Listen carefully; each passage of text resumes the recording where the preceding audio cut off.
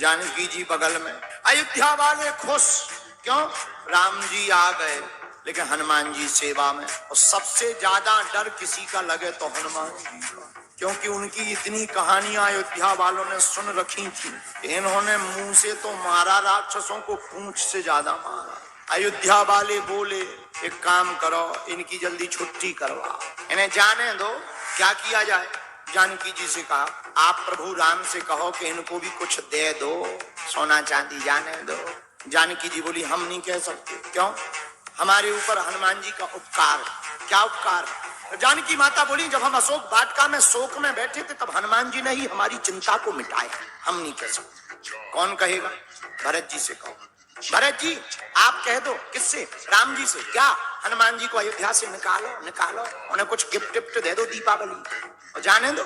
भरत जी बोले हम भी नहीं कह सकते। क्यों? बोले जब नंदीग्राम में हम मर रहे थे, 14 साल पूरे हो गए थे, तब हनुमान जी ने ही ब्राह्मण भेष बनाकर आकर हमें चिता से ऊपर उठाकर कहा चिंता मत करो, प्रभु श्री राम जानकी जी सहित रावण को मार करके पुनः अयोध्या आ रहे हैं। हम भी नहीं कह सकते।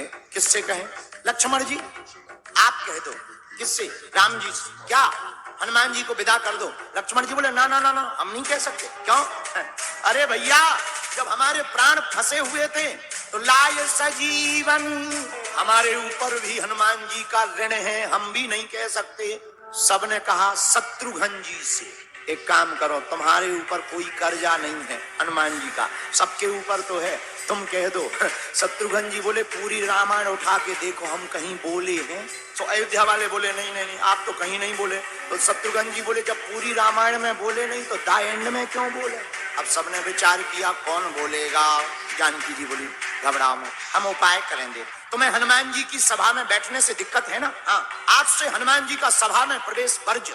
हनुमान जी दरवाजे पर गए, पहरेदारों ने बोर्ड दिखाया तुम्हारा अंदर जाना मना है।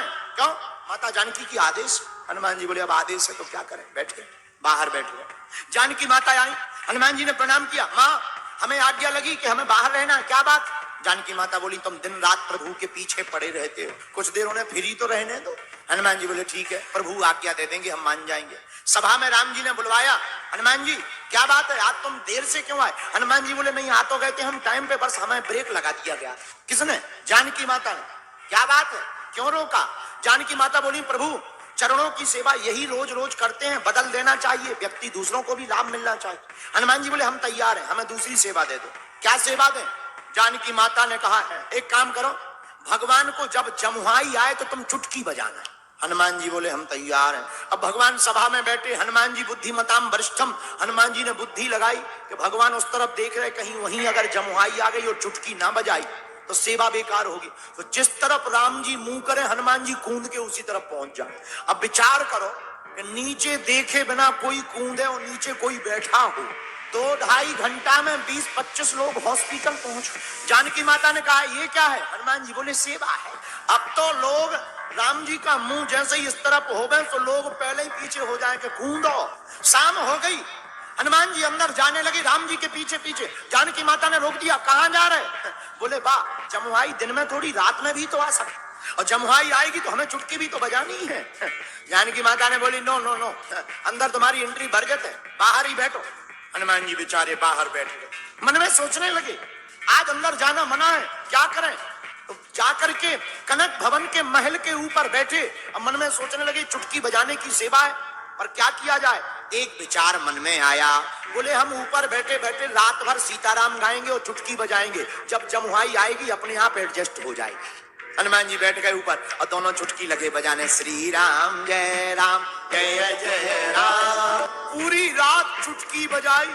सुबह हुआ 4 बजे, राम जी जागे और राम जी के मन में ध्यान आया हनुमान जी ऊपर रात भर से चुटकी बजा रहे हो, हमें जमुहाई आई नहीं है।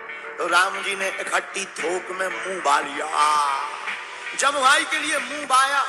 1 minute, 2 minute, 3 minute, 5 minute, 10 minute हो गया, मुंह बंद ही ना करें। जानकी माता ने 2 मिनट देखा, 3 मिनट देखा, 10 मिनट देखा, 15 मिनट देखा, जानकी माता ने हिलाया, उठो।